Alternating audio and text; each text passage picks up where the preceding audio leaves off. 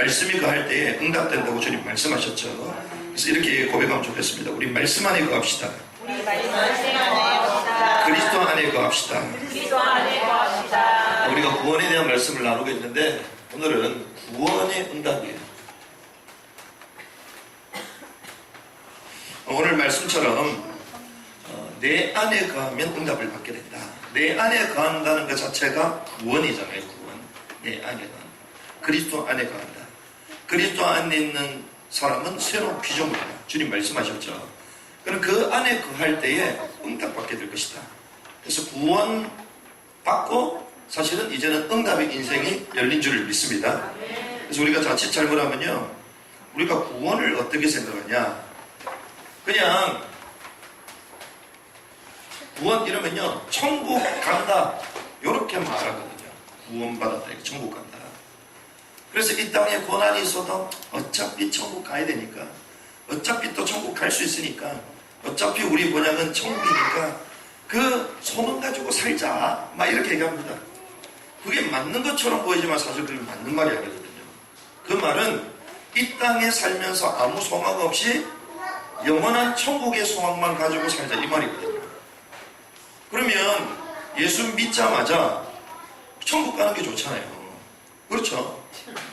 예수 믿자면 바로 천국 가는 게 제일 빨라. 그게 제일 좋은 거야. 근데 하나님이 왜 이 땅에 살게 하실까요? 아니면 죽기 직전에 예수 딱 믿으면 돼. 죽기 직전에. 그럼 얼마나 좋겠어요. 실컷 자기 마음껏 살다가 죽기 직전에 그래 예수 영접합니다. 기도 딱 하고 깨고 딱 하면 얼마나 좋겠어요. 예수 믿으면 천국 간다? 맞는 것처럼 보이지만 사실은 하나가 비어있는 말이에요. 우리는 단순한 예수 믿는다, 예수 믿으면 천국 간다, 마치 천국행 티켓을 확보한 것처럼 생각한다. 그래, 전부 다 지옥 가니까, 지옥 가면 안 되니까 위험한 거니까 천국 가는 보험 하나 들자. 그게 예수 영접한다. 이렇게 생각하면서 신앙생활하는 사람 많단 말이죠. 그런 사람들은 사실상 구원 이후의 응답을 알 수도 없고 누릴 수도 없는 것이죠. 저와 여러분들이 진정한 구원의 축복을 누리는 아침 예배 되기를 주님의 축복합니다. 그래서요, 단순한 천국 가는 게 아니다. 구원받은 사람은 응답받을 자격이 주어진 거예요. 그렇죠? 왜 그렇습니까? 하나님 아버지, 그리고 우리는 그의 자녀, 부자 관계가 됐잖아요. 생명적인 관계가 됐잖아요. 그래서 우리는 자격이 부합되는 거예요. 그래서 구원받고 난 이후부터 이제는 본격적인 응답의 삶을 살 수 있는 거예요. 그래서 하나님이 우리와 함께 하신다. 이게 구원받은 자의 최고의 축복입니다. 함께한다. 함께하는 축복을 누리시기 바랍니다. 함께 있게 하시고, 함께 있을 때 진정한 응답이 시작되는 것이죠. 그래서 함께 하시는 그분이 누구냐? 그분에 대한 비밀, 이것을 우리가 알아야 됩니다. 이것을 모르면 사실상 응답을 놓치게 돼요. 하나님의 비밀을 모르면 하나님이 주신 축복도 다 놓치게 되는 거예요. 그래서 하나님의 최고의 응답이 무엇인가? 응답하시는 비밀, 최고 응답. 그 포인트가 뭐냐? 하나님이 왜 우리에게 응답하시죠? 하나님의 자녀니까. 그럼 하나님의 자녀라고 무조건 응답하십니까? 아니죠. 하나님의 최고의 응답의 포인트가 있어요. 그걸 찾아야 돼요. 그게 뭐냐? 하나님은요, 언제든지 여기에 관심 가지고 계세요. 생명에 관심을 가지고 계세요. 그래서 요한복음 20장 31절에 뭐라고 얘기합니까? 이것을 기록한 이유, 성경을 기록한 이유, 예수께서 하나님의 아들 그리스도를 믿고 그 이름으로 말미암아 생명을 얻게 합니다. 영원한 생명을 얻게 합니다. 주님이 최고이시군요. 생명.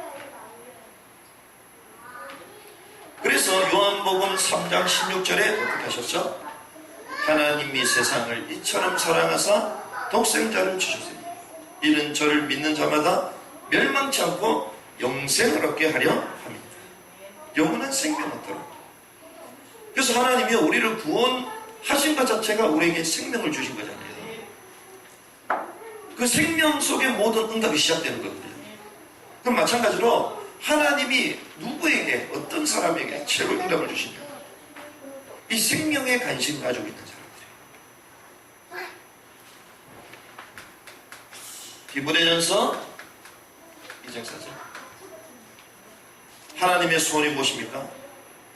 모든 사람이 구원을 받으며 진리에 이르기를 원하신다. 이거 하나님의 소원이에요. 이 하나님의 소원 맞추는 시간 되기를 주님 축원합니다. 하나님의 소원, 하나님의 계획, 하나님의 가장 중요한 포인트, 여기에 맞춰야지 응답 인생이 열릴 거 아니에요. 그렇죠? 이 축복을 저와 누려야 되는 것입니다. 그래서 지난주에 이렇게 말씀을 나눴습니다. 베드로전서 1장 9절. 믿음의 결국은 곧 영혼 구원을 인합니다. 믿음의 결국은 영혼 구원. 믿음은 무엇입니까? 영혼을 구원하기 위해. 그래서 저와 여러분들은 어디에 있다? 구원사역의 흐름 속에 있다. 그 구원사역의 흐름 속에 우리 인생을 하나님 이끌어 가신다.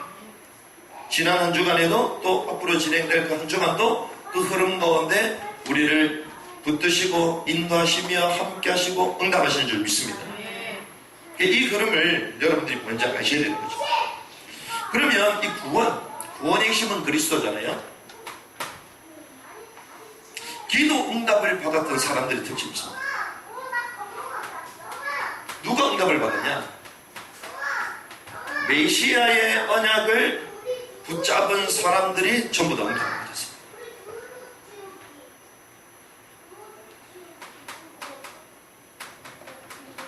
모세가 받은 축복이 무엇인가? 모세는요, 출애굽기 2장 1절의 말씀을 보면 어떤 가정에서 태어났는지 나옵니다. 특별히 출애굽기 2장 1절의 말씀 보면요, 레위 남자가 레위 여자에게 장가들었더니, 자, 레위 남자, 레위 여자가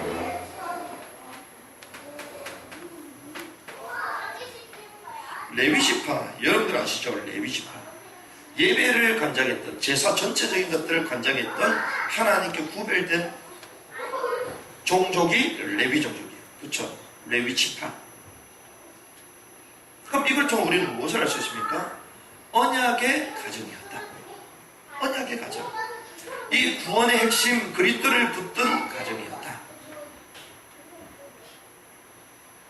그래서 그의 아버지 이름이 뭡니까? 아버지 이름. 모세의 아버지 이름요. 성경을 여러분들 많이 읽잖아요. 왜? 제가 읽으래도 바이블 타입 갖고는 안 가져가잖아요. 왜? 너무 많이 읽으니까. 저게 양이 안 차니까. 이름 뭡니까? 아로 시작하는데 이것도 뭐 유치하기 때문에 대답 안 하는 줄로 제가 알고 있기 때문에 아므람이잖아. 아므람. 모세의 아버지 이름이 아므람이야. 아므람. 그런데 그 엄마 이름이 뭐죠? 요게벳이잖아요. 요게벳. 그런데 이 아므람의 고모가 누구냐? 요게벳입니다. 모세 아버지가요, 자기 고모한테 장가들었어요. 고모. 우리가 볼 때는 이해가 안 되잖아요. 어떻게 고모한테 되냐? 야, 이거는 뭐 근친상간이다, 이거는. 그 당시에는요, 율법이 아직 정형화되지 않은 전이었기 때문에 하나님이 일시적으로 허용한 결혼 규례거든요. 이거 모르면 근친상간이다. 근친의 기준이 뭔데? 율법이 나와야지 그 다음부터 기준이 생기는 거죠. 율법 전이라. 그렇죠? 그럼 아담과 하와 전부 다 그러면 그 후손들이 우리 전부 다 근친이네. 그렇죠? 말도 안 되는 이런 이론을 갖고 따지는 사람들이 있는데, 이 왜 하필 성경을 그렇게 얘기하냐? 언약 가정 중에 언약이라는 거예요. 언약 중에 언약. 요게벳이라는 이름 자체가 뭐냐? 여호와는 전능하시다, 이런 뜻이에요. 여호와는 전능하시다. 이게 모세의 엄마 이름 뜻이야. 여호와는 전능하시다. 레위의 이 둘째 아들이요 고핫이거든요. 고핫 그 다음에 아므람, 모세 이렇게 연결됩니다. 그 말은 철두철미한 언약의 가정, 철저하게 언약을 붙잡았다는 거예요.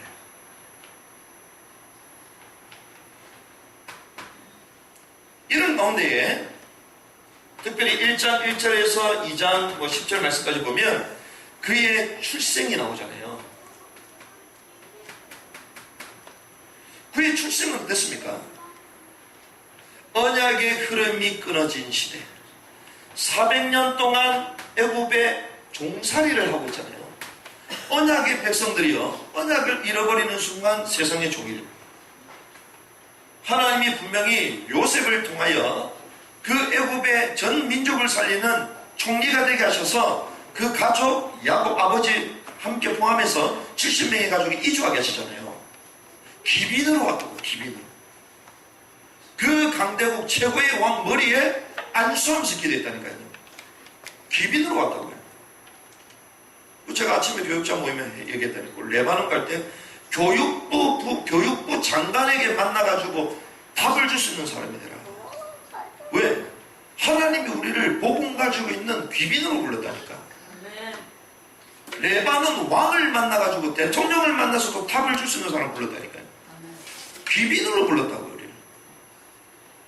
그래서요, 가자마자 그 늙은 야곱이요, 바로 머리 안수하잖아요. 대단해. 자식 하나 잘 키워놓으니까, 요셉 하나 잘 키워놓으니까 야곱이요 머리 안수한다. 여러분들 자녀를 이렇게 언약의 가정으로 세우시길 바랍니다. 언약의 가정. 그래 딱 세우니까요, 귀빈으로 가서 땅까지 공급받았어. 고생했다. 그런데요, 출애굽기 1장 8절인가요? 거기 보면 얘기하잖아요. 요셉을 알지 못하는 새 왕이 일어났다. 왕조가 바뀐 거예요. 그 왕조가 바뀌면서 요셉을 알지 못하는 새 왕. 성경에는요 430년이라고 말하거든요. 430년. 그 또 어떤 데는 보면 400년이라고 얘기해요. 또 학자들이 싸웁니다. 왜 400년이라고 하고 430년? 그거 가지고 평생 부려먹으면서 박사하겠다. 제정신이 아니지. 그건 누가 봐도 알아. 왜? 역사라는 건요 좋은 걸 위주로 기록하잖아요. 하나님의 역사 성경. 이스라엘 백성들이 축복을 받았다. 그때는 430년을 표기를 해요. 왜? 30년 요셉이 한 세대를 정복하고 영향을 줬잖아요. 430년. 그런데 요셉을 알지 못하는 새 왕이 나타났다. 그때부터 고난이 시작되잖아요. 그러니 그때는 400년이에요. 400년. 30년이 날아가는 거죠. 그래서 400년, 43년 두 가지 표현이 있는 거예요. 400년 동안 고난을 당했고 30년 동안 부를 누렸잖아요. 그렇죠? 그 30년은 종살이가 아니지. 정복시대였지, 정복시대. 그래서 400년 동안 종되었다. 언약을 잃어버리는 순간 노예가 된 거예요. 그래서 어느 정도였습니까? 모세가 출생했는데 이 히브리 산파들, 히브리 이 백성들이 노역을 그렇게 심하게 하는데도 애를 너무 잘 낳아. 그러니까 나는 막 족수가 너무 많아지는 거예요. 그러니 이 당국에서 볼 때는 이 족속들이 너무 많으면 반역하면 어떻게 하겠냐. 이래서 영아 2살 미만의 아이들 다 죽이라고 하잖아요. 그때 모세도 죽어야 되는 신분이 된 거죠. 사단은 언제든지요. 언약의 중요한 역사를 딱 시작할 때 딱 나타나서 언약을 막기 시작합니다. 그런데 모세라는 이름 자체가 뭡니까? 모세. 건지다는 뜻이거든요. 건지. 물속에서 건져내다. 구원 이런 뜻이잖아요. 근데 이 이름을 누가 지어줬다고요? 부모님. 그럼 부모님이 얼마나 영적으로 깨어있었겠어요? 시대를 보고 진다는 거예요. 여러분들은 자녀의 이름을 어떻게 지으셨습니까? 여러분들 출산하실 때 성령 충만하셨겠죠? 자녀 이름을 어떻게 지었지 보고 알아. 자녀 이름을 지었어요. 모세다, 모세, 건지다. 이걸 예상한 거예요. 이스라엘 민족을 건지는 지도자가 되야 된다. 어렸을 때부터 그 이름에 각인을 시켜버린 거예요. 얼마나 언약이 확고한 가정관도 자라는지 보세요. 성장하잖아요. 2장 1절에서부터 10절. 모세가 이렇게 성장하는데요, 유아학살, 죽어야 돼. 대학살이 일어나요. 나일강이 피로 물들잖아요. 그런데 이 아이 얼굴이 용모가 준수함을 보고 죽이지 않잖아요. 어떻게 합니까? 보내잖아요. 그런데 보내는데 어디로 보냅니까? 나일강. 그 안쪽으로 보내. 나일강 안으로. 특별히 바로의 공주가 목욕하고 있는데 그대로 보내. 이야, 대단해, 대단해. 그래서 때로는요, 물골도 맞아야 돼. 물골이 맞아야지 이것도 건지는 거지. 그래서 낚시를 할 때도요, 조류를 잘 봐야 되고, 특별히 정말 중요한 이 시간에는 성령이들을 잘 받아야 돼. 그 바로의 공주가 목욕하고 있는 그쪽으로 싹 갈대상자 들어가잖아요. 근데 이 갈대상자가 이게 뭐냐? 이게 또 방주를 상징하는 거예요. 방주. 왜? 역청으로 발랐다 그러잖아요. 물이 안 들어가도록, 물이 스며들지 않도록. 근데 누구에게 갑니까? 바로의 딸, 공주. 하필 이 공주가요, 애가 없네. 지난번 우리가 역사적으로 말씀을 나눈 적이 있잖아요. 아이를 잃은 그러한 가난한 심령이 되어 있는 공주 그 상황. 그때 아이가 들어간 거예요. 그러니까 이 히브리 아이 다 죽어야 되잖아요. 그런데 그걸 먼저 죽이지 않고 자기 아들로, 양자로 입적한 거예요. 하나님의 완벽한 구원이죠. 죽어야 될 사람이 죽지 않아. 이름 그대로 건짐을 받아, 모세가. 그런데 더 재미난 사실, 그 유모가 누굽니까? 요게벳이야. 요게벳이 누구죠? 자기 엄마. 웬일입니까? 돈 받아가면서 모세 키워. 기가 막히죠. 아니, 자기가 그냥 모세 집에서 키웠으면 먹을 것도 재울 것도 입힐 것도 전부 돈 들어가잖아요. 애들 키우는데 돈이 얼마나 많이 듭니까? 와, 진짜 또 뭐 먹고 싶다, 뭐 또 사줘야 되지. 어젯밤 또 되고 또 사줬잖아. 계속 먹는데, 그래, 많이 먹어라. 그런데 유머로 딱 들어가니까요, 왕자라, 왕자. 먹는 거, 입히는 거, 교육하는 거 전부 다 무상이야, 무상. 근데 오히려 돈까지 받네. 이야, 이게 하늘 경제가 열린 거예요, 하늘 경제. 이 축복을 누리시기 바랍니다. 그냥 당연히 해야 되는 일인데 마이너스가 아니고 오히려 받아가면서 해. 그래서 뭘 심죠? 언약을 심는 거예요. 모세, 너는 모세다. 너는 이스라엘 백성들을 건져야 된다. 어려서부터 그것 때문에 네가 출생한 거다. 어떻게 됩니까? 출애굽기 3장에 보니까 1절에서 10절 보니까 호렙산에서 부름을 받잖아요. 이스라엘의 이제는 지도자, 영도자로 부름을 받습니다. 그런데 이렇게 부름을 받았는데 하나님이 모세를 이제 본격적으로 축복하시잖아요. 모든 것을 할 수 있다고 생각했던 40세가 아니었습니다. 힘없고 늙고 이제는 죽을 날만 기다리는 80세였어요. 근데 하나님이 이때 부르시잖아요. 불러서 뭐라고 말씀하십니까? 학대에 당하고 있는 히브리 백성의 그 소리를 내가 들었다. 그래서 말씀하시잖아요. 나는 스스로 있는 사람이다. 네 있는 곳에서 신을 벗어라. 새 신분을 말씀합니다. 신발은 신분을 말하잖아요. 새 신분. 이제 너의 새 신분을 주겠다. 너는 이제 노예가 아니다. 늙은이가 아니다. 살인자가 아니다. 도망자가 아니다. 무엇이다? 이스라엘 백성들을 이 호렙산에 다시 끌고 와서 예배하려게 하는 출애굽의 주역이다. 처음부터 언약을 주셨죠. 사실상 이 모세는요, 우리가 잘 아는 원시복음 창세기 3장 15절, 여인의 후손이 뱀의 머리를 상하게 할 것이다. 우리 인류에게 처음 주셨던 이 창세기 3장의 사건과 그에 대한 첫 번째 복음, 이것을 기록한 사람이 모세예요. 그렇죠? 창세기, 출애굽기, 레위기, 민수기, 신명기, 모세오경. 모세오경이라고 그러죠. 모세가 섞인 모세오경이라고 그래요. 그 말은 모세가요, 창세기 3장 사건을 알았다는 거예요. 아니, 그때 펜도 없었고, 붓도 없었고, 목도 없었고, 종이도 없었는데 어떻게 그걸 기록할 수 있었냐? 그 얘기를 어떻게 자기가 들었냐? 우리 이렇게 생각하잖아요. 그게 또 우리 생각이야. 성경은 두 개입니다. 기록된 성경이 있고, 그리고 듣는 성경이 있어요. 그래서 기록된 성경, 기록된 토라, 그리고 구전으로 전승되어 있는 토라이거든요. 구전 토라.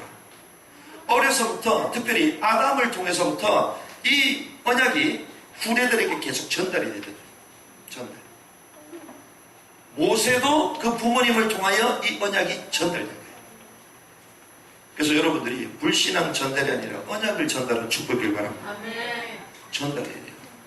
우리가 책으로만 전달하는 게 아니라 말로도 전달해야 돼요. 모세가요, 그걸 전달받은 거예요. 그런데 이 사람이 애굽에 있을 때에 왕족, 그러니까 제왕의 공부를 배웠잖아요.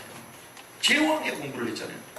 그러니 법학, 수사학, 과학, 천문학 통달한 사람이에요.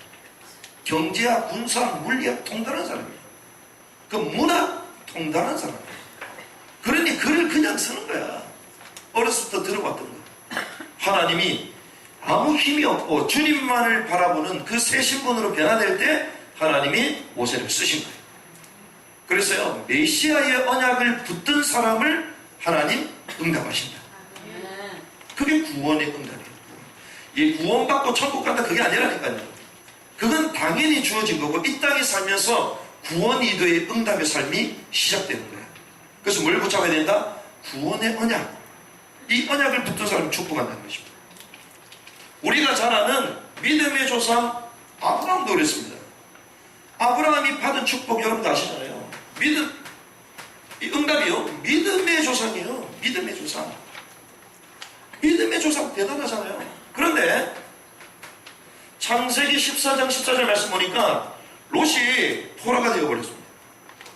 이 5 연합군을 싸워 이겨야 되는데 어떻게 이길 수 있어요? 어마어마한 연합군인데 여기 포로로 잡혀갔단 말이에요.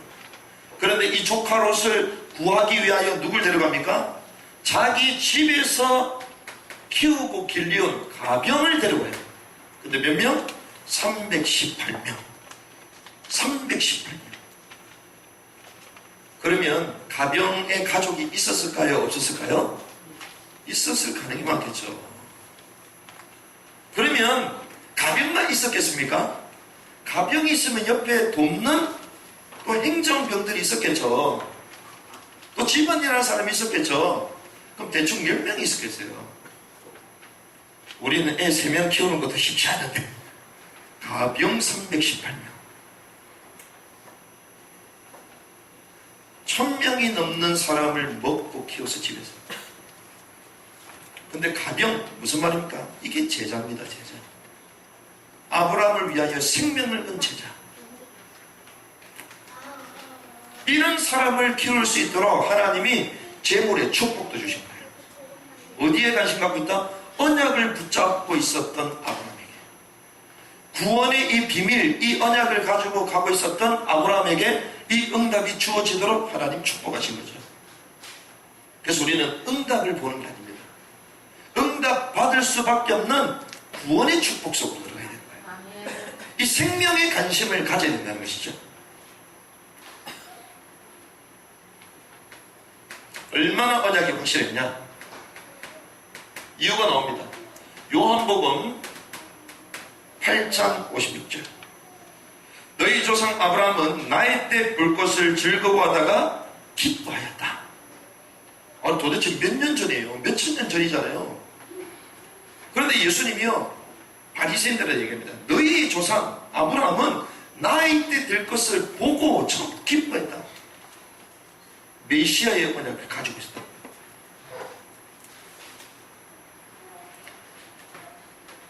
창세기 22장 1절에서 13절의 말씀 보니까 모리아 산에서 자기 아들 이삭을 하나님께 번제물로 바치잖아요. 그럼 무엇을 얘기합니까? 전적으로 하나님을 의지했다. 성경이 이렇게 갑니다. 모리아 산에서 독자 이삭을 하나님께 번제를 드린 이후에 특별히 12절의 말씀 보니까요, 주님 이렇게 말씀하시거든요. 이제야 네가 하나님 경외하는 줄 아노라. 하나님 경외하는 줄 아노라. 이제야. 그전에도 알았죠. 그런데요, 실제로 하나님 앞에 자기의 가장 소중하고 귀중한 이 아들을 하나님 올리잖아요. 쉽습니까? 쉽지 않아요. 마누라 바쳐라 이러면 할렐루야 이러면 갖다 바쳤을 건데, 왜? 나이가 많잖아. 근데 100세 때 나오는 눈에 넣어도 안 아픈 이삭을 바치네요. 이야, 하나님 본인이 주겠다 해놓고서 줘놓고서 왜 또 데려오라고 그러냐. 우리는 막 원망하고 불평하고 막 따지고 이럴 건데 아무 말도 안 해. 아침 일찍 일어나. 왜?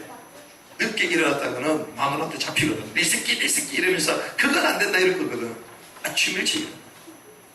하나님을 바쳐버리잖아요. 뭡니까? 메시아의 언약을 딱 붙잡았다. 죽여도 주님을 살리실 줄 알았다 하고, 죽음과 부활, 뭘 얘기합니까? 그리스도의 언약을 갖고 있었다. 이 언약을 붙드는 시간 되길 바랍니다. 네. 여러분들이요, 응답 받아야지. 응답. 이게 종교인이에요. 종교인들. 우리가 이렇게 가르쳤거든. 교회 신앙생활 이런 건 축복받는다. 받는다. 뭘 받아? 이래야지 축복받는다. 뭘 이래야 축복을 받아? 교회에서요, 사실 잘못된 걸 워낙 많이 가르쳤어. 그러니 우리에게 이미 주신 축복을 전혀 못 누려. 이미 주신 축복을 확인하고 누리는 시간 되길 바랍니다. 그러면요, 이미 구원 자체가 응답이잖아요. 그런데 하나님은 이 또 구원 흐름의 가운데 우리를 부르시기 때문에 이 구원의 흐름, 이 생명의 역사 가운데 있으면 우리 삶까지도 이 축복을 이루는 응답의 인생으로 하나님 우리를 바꾸시는 거예요. 아브라함이 그랬고 모세가 그랬습니다. 특별히 우리가 잘 아는 다윗 어땠습니까? 다윗은요, 10편 23편 1절 여호와는 나의 목자시니 내가 부족함이 없다. 내가 부족함이 없대요. 부족함이 왜 없습니까? 이것도 문제고 저것도 문제고 이것도 필요하고 저것도 필요하고 힘들어. 요즘 한국 대한민국 사회 계속 어렵다 힘들다. 옛날에도 어려웠어요. 그렇죠? 옛날에는 더 어려웠어. 감사합니다 하는 사람 한 명도 못 봤어. 언론에 떠들썩하는 사람 너무 감사하다 아무도 없어. 계속 불평 원만. 요즘 막 일본까지 뭐라 그러잖아. 미국까지 막 그러더니 와, 다윗이요 5성급 호텔에서 얘기한 게 아니에요. 요즘 휴가 기간이잖아요. 휴자 이제 딱 마무리가 되는데 사람들마다 휴가 어디 갔다 왔다 막 좋다고 사진도 올리고 막 자랑하더라고. 그래서 너무 좋다고. 그게 좋냐? 휴가 안 가도 좋은 게 진짜 복음인데. 그렇잖아요? 이거는요 5성급 호텔이 아닙니다. 자기를 죽이겠다고 원수를 쫓았는데, 그래서 뭐라고 합니까? 여호와는 나의 목자시니 내가 부족함이 없다. 원수가 바로 골짜기 옆에 숨어 있는데 여호와는 나의 목자시니 내가 부족함이 없다. 원수의 목전에서 내게 상을 베푸신다. 원수가 목전에 있다는 거예요. 그럼 그 앞에 상을 베푸신다. 상장 주고 뭐 현금 주고 그 말이 아니고 진수성찬. 밥을 먹을 때 편해야지 잘 소화가 잘 됩니까? 불편해야 소화가 잘 돼요? 편해야 소화가 잘 되죠. 근데 원수가 앞에 있어. 이게 넘어가요? 그럼 넘어간대. 왜? 여호와는 나의 목자시니 총칼보다 여호와가 함께하지 않는 것이 내 인생의 더 큰 불행이다, 더 큰 두려움이다. 다윗이 그걸 아는 거예요. 그러니까 여호와가 함께 하시니까 죽음도 사망도 문제가 없다. 내가 지난번 성경에 보면요, 내게 부족함이 없다 그랬잖아요. 이번에는 번역이 잘 된 것 같아요. 내가 부족함이 없대. 내게, 외부의 환경, 내게, 이런 소극적인 단어보다 내가 적극적으로, 내가 부족함이 없대요. 내가 부족함이 없다. 이 고백할 수 있는 은혜길 바랍니다. 내가 힘들고 어렵고 누가 막 이러면 내가 문제가 없다. 나는 그리스도와 함께한다. 그래서 다윗이 이렇게 고백한 거예요. 그렇게 고백할 수밖에 없었던 그 이유가 무엇입니까? 마태복음 1장 1절. 아브라함과 다윗의 자손 예수 그리스도의 계보라. 이 언약의 흐름 속에 자기가 있다는 걸 아는 거예요. 여러분들이 이 축복의 흐름 가운데 있는 줄 믿습니다. 이걸 알면요, 두려워할 필요가 없어요. 왜? 하나님이 이 시대에 이 구원의 축복을 이루고 전달할 통로로 나를 불렀다. 그럼 내가 부족함이 없는 거예요. 내 삶이 조금 찌들고 힘들고 관계가 힘들고 어렵고 몸이 좀 불편하고 상관없습니다. 다 과정이에요. 그렇죠? 더욱더 주님을 바라볼 수 있는 기회를 주셨다. 그래서요, 이 메시아의 언약을 붙잡은 모든 사람은 기동감을 받은 거예요. 그래서 우리는요, 이 그리스도 메시아 언약, 그리스도를 전하는 사람은 응답을 받는 거예요. 그런데 그리스도를 전하지 않는 사람은 어떤 인생이냐? 정체 인생이 돼요. 그래서 저는 이 그리스도를 통해서 우리 인생은 두 가지다. 응답의 인생이냐, 아니면 정체의 인생, 정체된 인생. 두 가지로 딱 나눠져. 그리스도를 누리고 전달하는가 그렇지 않는가에 따라 응답이냐 정체냐, 두 개죠. 자, 그리스도를 전하는 사람은 어떻게 되냐? 자, 이렇게 두 가지로 나눴습니다. 자, 그리스도를 전하는 사람은 실제적인 축복이 임하거든요.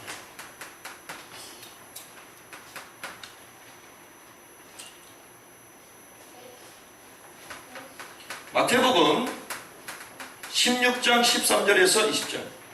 주는 그리스도시요 살아계신 하나님의 아들이십니다. 이 고백을 했단 말이에요. 그래 주님 뭐라고 합니까? 이 반석 위에 내 교회를 세울 것이다. 하나님이여 우리 인생을 반석으로 세웁니다. 반석은 흔들리지 않습니다. 우리 삶이 또 우리 마음 상태, 우리 인생의 여정 가운데 우리를 흔들리게 만드는 것들이 얼마나 많아요. 그런데 이 주는 그리스도시요 살아계신 하나님의 아들입니다. 언약을 붙든 사람은 어떤 문제 사건 와도 흔들리지 않아요. 경고. 결국 사람은 누굴 따라하는 줄 압니까? 경건한 사람을 따르거든요. 갈대처럼 늘 흔들거려. 자녀들도 흔들린다. 민족의 지도자가 바른 생각과 비전을 갖고 딱 서 있으면요, 백성들은 다 따라가게 돼 있어요. 그렇죠? 반석 위에 내 교회를 세운다. 우리가 일제시대에 얼마나 고난을 많이 당했어요. 그런 가운데서도 하나님은요, 이 복음을 붙든 믿음의 생각자들을 딱 두셨잖아요. 이들을 통해서 사실은 대한민국이 수모를 당하고 이 한국이 고통 가운데 비참한 그 환경 가운데 있었지만 하나님은 믿음을 가지고 있는 경건한 믿음의 사람을 통하여 뭘 세웠죠? 교회를 세우죠. 그래서 일제시대 때 교회의 최대의 부흥이 일어났어요. 우리 민족을 하나님 아주 정겹게 바꾸셨어요. 그러면 어떻게 합니까? 음부의 권세가 이기지 못해. 우상, 신사참배, 이 대한민국을 잡으려고 못 이긴다고요. 악의 세력이 교회를 못 없었다. 음부의 권세가 이기지 못해. 천국 열쇠를 내게 주리니. 이게 그리스도를 붙들고 증거하는 자에게 주시는 축복인 줄 믿습니다. 우리를 반석처럼 하시는 거예요. 교회를 세우고 음부의 권세가 이기지 못하고 천국 열쇠를 주신 것입니다. 너희는 가서 모든 족속으로 제자를 삼아. 뭐라고 말씀하십니까? 지상 대명령을 제자들에게 허락하셨잖아요. 그런데 이 흐름 가운데 있는 사람을 볼지어다 내가 너희와 항상 함께 있을 것이다. 하나님이 함께 하시는 최고의 축복. 그것도 항상 함께 있을 것이다.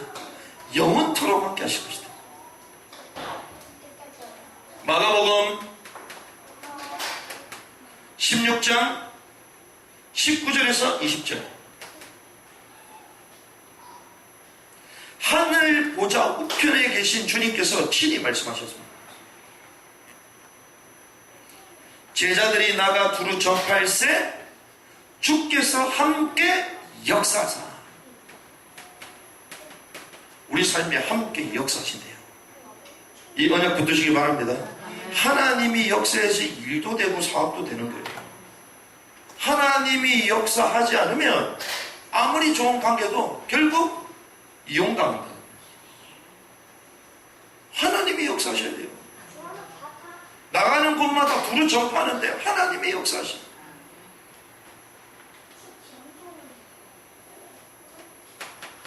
마가복음 10장 29절에서 30절 말씀 보니까 이렇게 말씀하십니다. 예수께서 이르시되 내가 진실로 내게 이르노니 나와 복음을 위하여 집이나 형제나 자매나 어머니나 아버지나 자식이나 전토를 벌인 자는 현세에서 집과 형제와 자매와 어머니와 자식과 전토를 몇 배? 100배나 받대. 이야 100배나 받구나. 그게 중요한 게 아니고 현세에 있으면서 축복을 누린다는 거예요. 이 땅에 살면서 그 축복을 누린다는 거예요. 그러면서 얘기합니다. 박해를 근데 겸하여 하는데 박해. 그래서 또 반대로 내세의 영생을 받지 못할 자가 없다. 무슨 말입니까? 박해 받구나. 박해는 영광입니다. 왜? 아무나 받는 게 아니에요. 하나님의 사람만 주어진 특혜요, 특혜. 왜? 박해와 고난을 통하여 생명의 역사가 이루어지기 때문에. 그 수단으로 하나님 우리에게 허락하시는 거예요. 박해와 또한 영생. 이 세 가지 축복을 누린다. 그래서 어떤 데 가면요, 막 현세 축복만 받는다 얘기하는 데 있어요. 그걸 우리는 번영신약이라고 그러잖아요. 또 어떤 데는 가면요, 박해만 받는데 헌신해야 된대. 그것도 틀린 거예요. 뭡니까? 현세의 축복. 박해를 통하여 하나님의 더 큰 역사를 이루는 그 주역으로 우리를 쓰시면서 동시에 영원한 생명 허락하신다. 이게 실제적입니다. 그리스도를 전하고 누리는 인생 되시길 바랍니다. 하나님 이 축복으로 우리를 인도하신다는 거예요. 그런데 이 축복을 전혀 모른다. 어떻게 될까요? 우리 인생이 정체돼요. 정체. 어떻게 정체됩니까? 성경을 가지고 있으면서도 사실상 그리스도를 알지 못하는, 성경을 가지고 있으면서 그리스도를 전혀 몰라요. 대강 사는 인생들이 있다고요. 이런 사람들은 어디에 빠지냐? 대표적인 인물들이요, 바리새인. 바리새인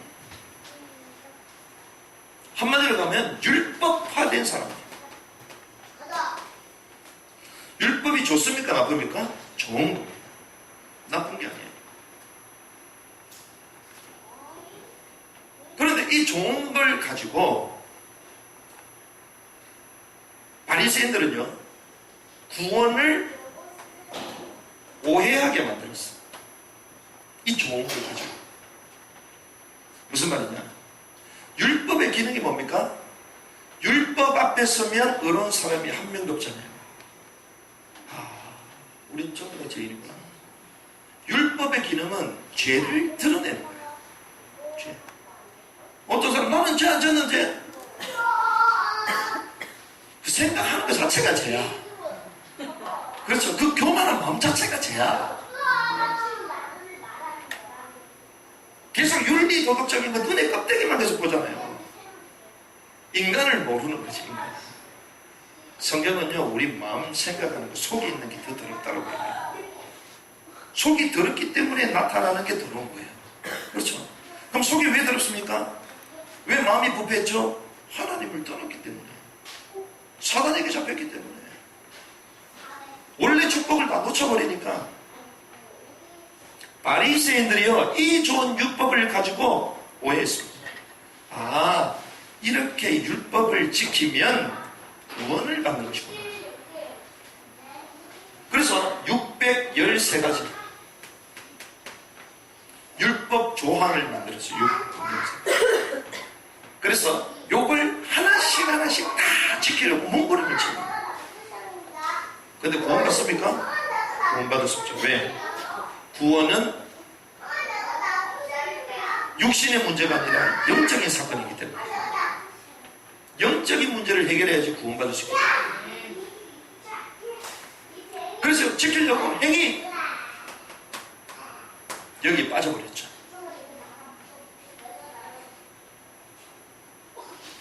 그래서 주님은 율법을 우리가 지킬 수 없음을 아시고 처음부터 뭘 주셨죠? 그리스도를 보내주는 거예요. 그래서 율법의 마침이 되시고 율법을 온전히 이루신 그 죄 없으신 하나님, 그 그리스도를 처음부터 우리에게 안내하신 거예요. 그래서 그리스도만 믿기만 해라. 율법의 마침 되신 그리스도를 믿기만 해라. 그런데 바리새인들은요 그리스도보다 율법을 더 의지해버린 거예요. 오히려 율법을 의지함으로 그리스도를 상실해버린 거예요. 그러니 어떻게 됩니까? 그 2000년 동안 나라를 잃었죠. 나라를 잃을 정도입니까? 홀로코스트. 자기 후손들이 비참하게 죽잖아요. 어떤 사람은 600만 학살이다. 비공식적으로 1000만까지도 보잖아요. 1000만 학살. 1000만 명이 학살됐다고 생각해보세요. 수용소에 갇히는 정도가 아닙니다. 그 피부를 가지고 뭐 만들죠? 비누를 만들어요. 비누. 여러분들이 청소하고 막 설거지하는데 비누 나중에 손 씻어. 근데 그게 우리 자녀의 피부로 만들었다면 쓸 수 있겠어요? 유대인들이 그렇게 고통을 당했어요. 홀로코스트가 뭔지랍니까? 번제라는 뜻이에요. 번제. 그래 니네들 번제 얘기하는데 니네들 그래 불에 한번 타봐라. 그래서 불에 다 태워버렸잖아요. 홀로코스트. 이렇게 고난을 당했습니다. 세계 어떤 민족보다 율법을 잘 지켰는데 왜? 그리스도를 놓치니까 사단을 이길 수가 없다고. 제 문제 해결이 안 되고요. 찾아오는 저주, 지옥의 건세 이길 수가 없는 거예요. 그래서 처음부터 주님은 죄와 사망의 건세를 이길 그리스도를 보내겠다. 죄 문제를 다 해결해 주시겠다. 믿기만 해라 말씀하신 거예요. 그래서 우리는 언제든지 날마다 그리스도를 붙잡아야 돼요. 그리스도를 붙들고 증거하고 누리는 삶으로 들어가야 될 줄 믿습니다. 그래야지 진정한 응답을 날마다 누리는 거예요. 우리가 잘 아는 러시아 교회가 어떻습니까? 결국 공산화 됐잖아요.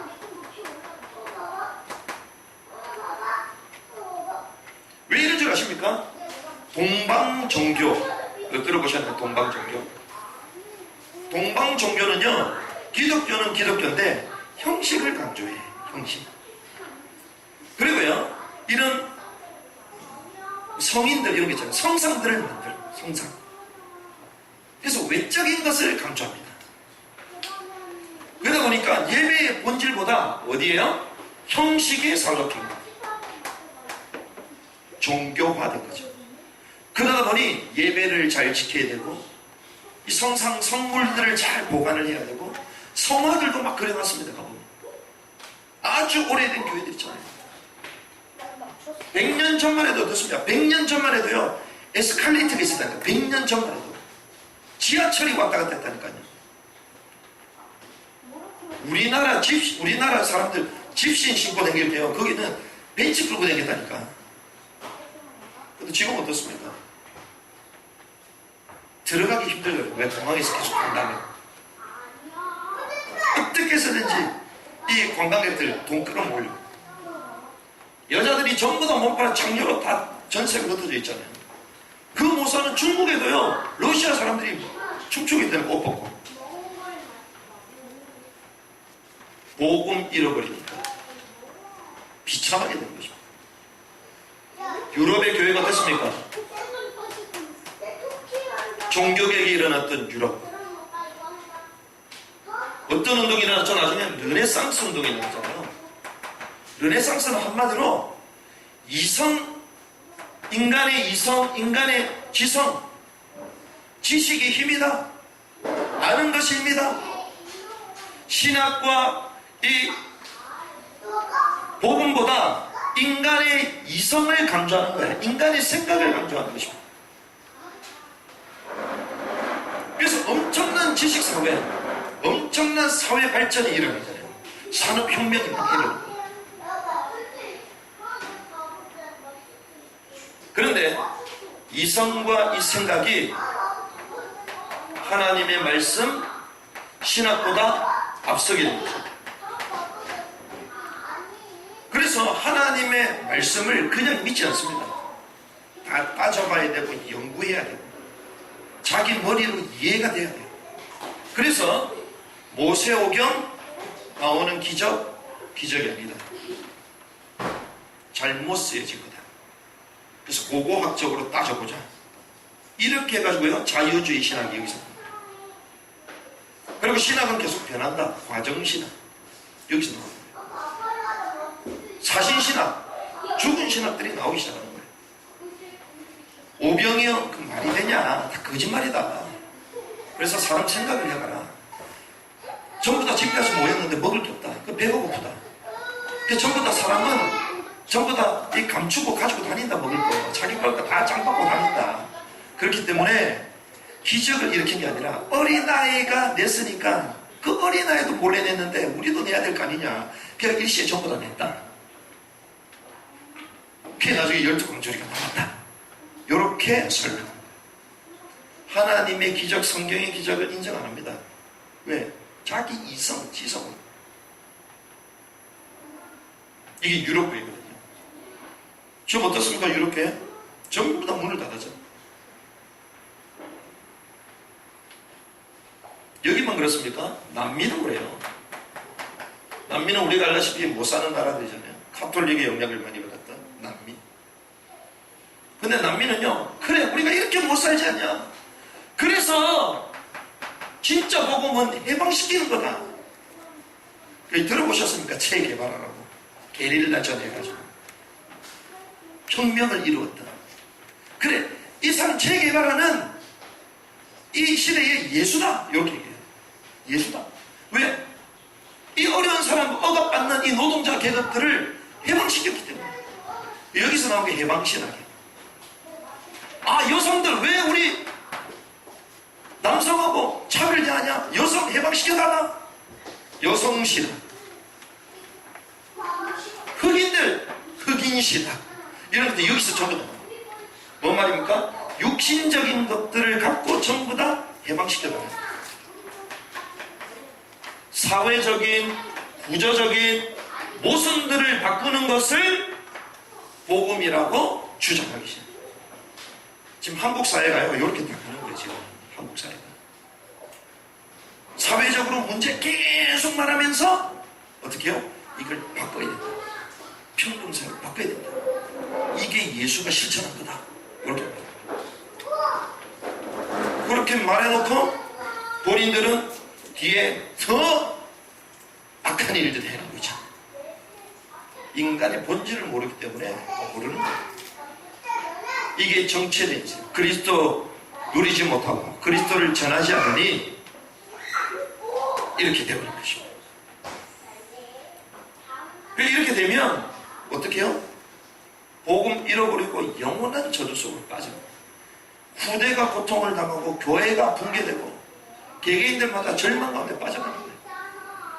그래서 여러분들이요, 응답의 인생을 회복하시기 바랍니다. 그리스도를 붙들고 그리스도를 누리고 그리스도를 증거하는 삶을 회복해야 되겠다. 그래서 우리는요, 우리의 미션이 있습니다.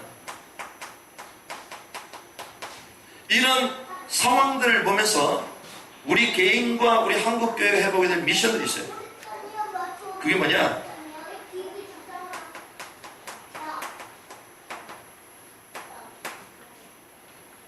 다른 복음이 지금 막 부상하고 있습니다.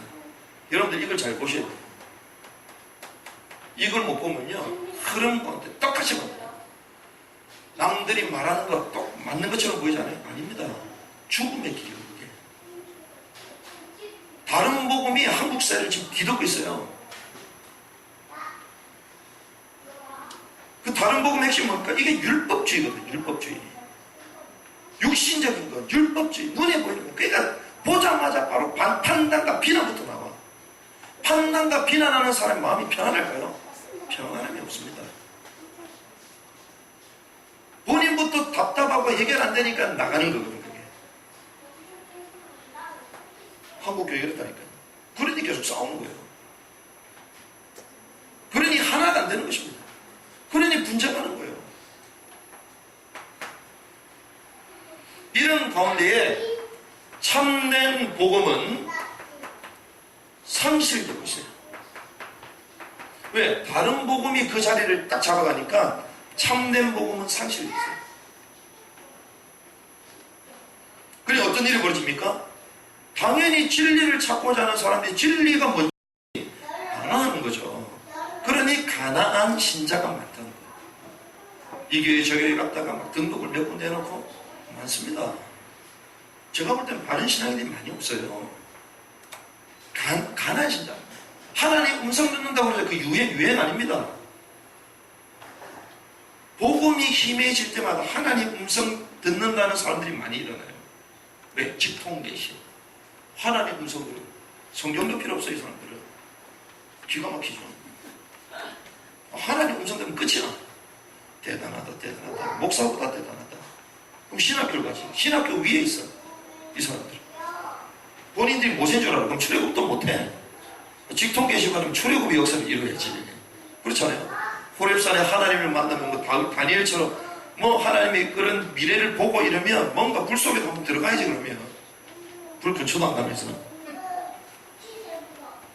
잘못된 복음이요 한국을 지금 강퇴했다고 그러죠. 그러니 참된 복음이 상실되니까 성도들은 방황할 수밖에 없는 것입니다. 성도들이 방황하니까 사회는 어떻습니까? 영적 문제로 고통당하고 있어요. 여러분들 죄송합니다. 이번에 뭐 조국 사태부터가 나오잖아요. 안 보입니까? 그냥 아이 나쁜 놈이다 이렇게 보입니까? 아니에요. 영적으로 발버둥치는 사람들 모습 안 보입니까?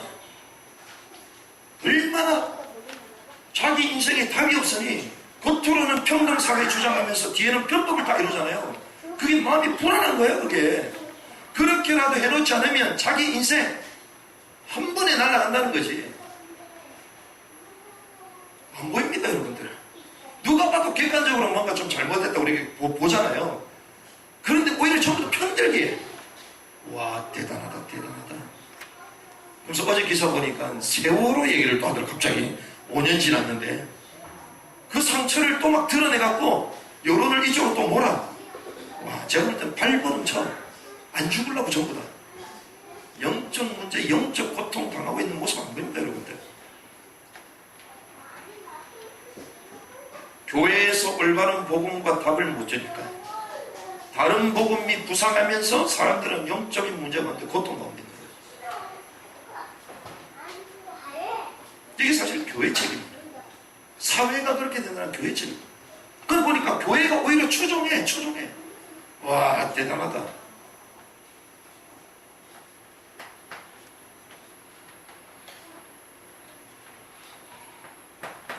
어떤 시대가 옵니까?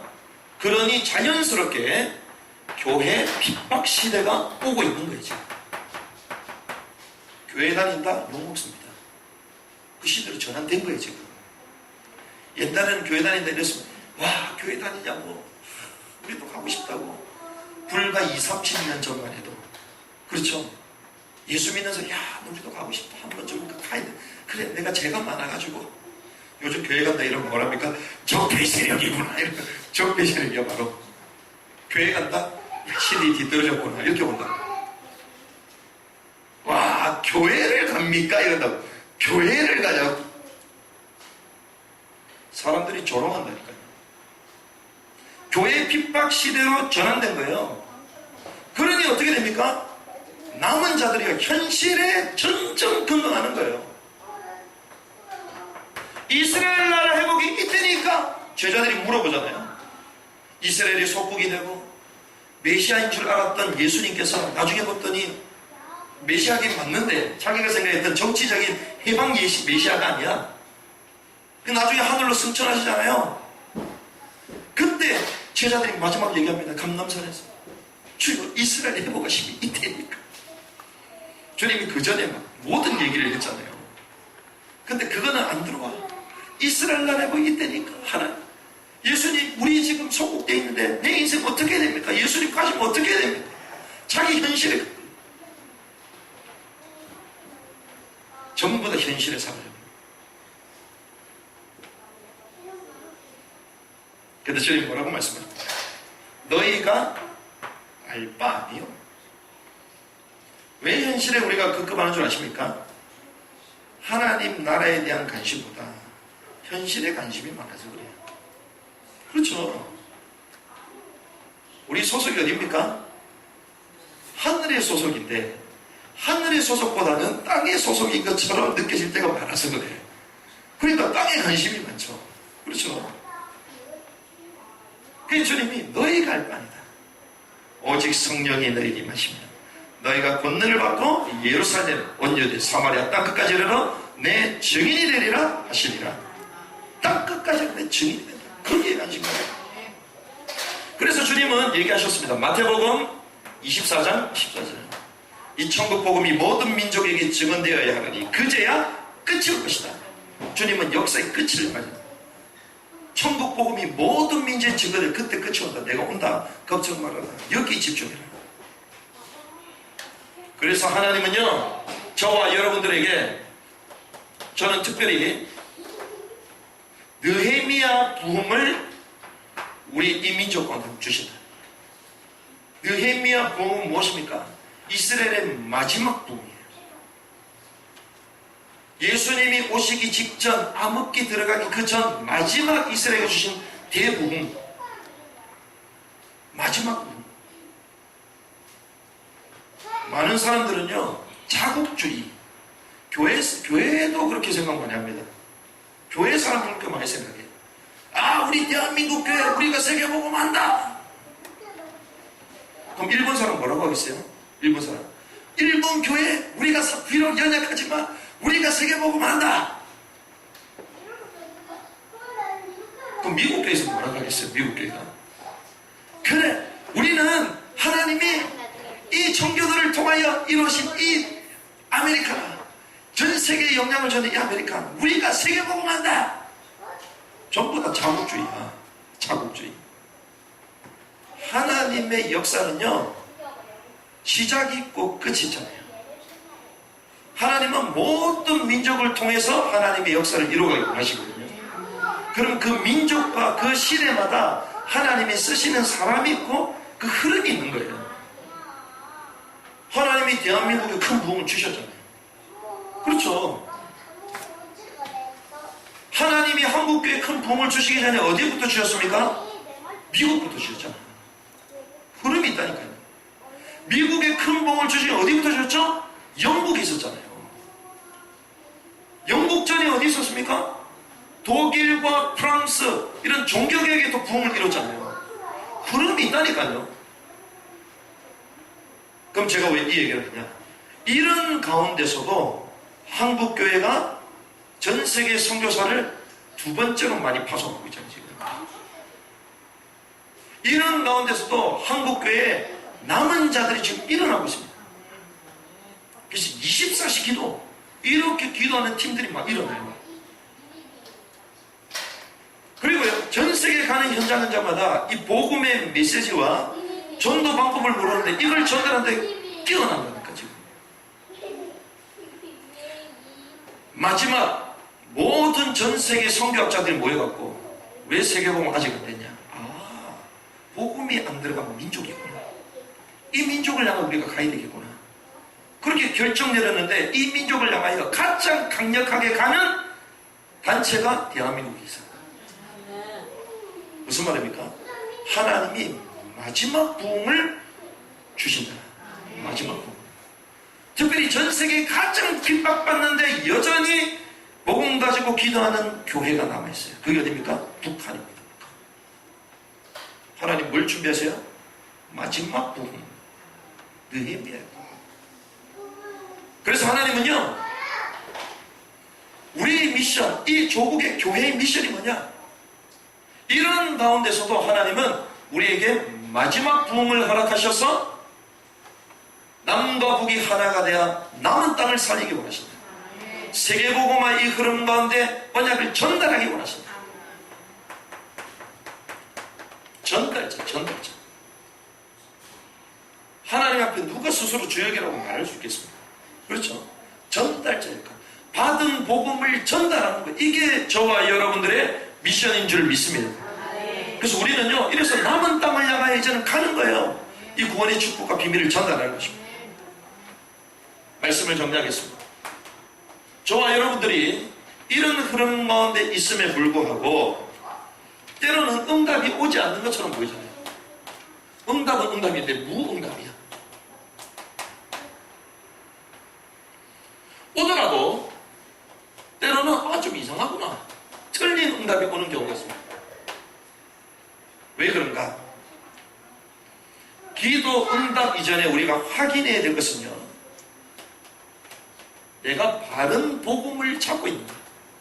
이거부터 점검을 해야 돼요. 올바른 복음을 잡고 있는가? 우리가 올바른 말씀을 잡아야 되잖아요. 우리가 틀린 말씀을 붙잡았는데 바른 응답이 오겠습니까? 틀린 거 잡았는데 응답 오면 안 되지. 그게 망하는 건데. 그러니까 하나님은요, 바른 복음을 먼저 갖기 원하시는 거예요. 그래서 하나님의 최고 관심이 무엇입니까? 하나님의 최고 관심이 구원사역이라고 그랬잖아요.